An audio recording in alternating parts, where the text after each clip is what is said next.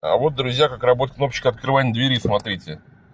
Если он как бы дверь отталкивает, да, вам не нужно механическую ручку применять, и более того, ее здесь просто нету. Представляете себе, нет механической ручки. То есть, случись что, наверное, придется вот такой вот использовать дополнительный рычажок. Если машина вдруг обесточилась, тогда мы сможем открыть дверь. Но это только присоски тоже как таковой я здесь не вижу. То есть присоски нет, это только открывать. То есть закрывать надо вот так, а открываем вот так и потом толкаем. Ну, напишите, друзья, в комментариях, что думаете на этот счет.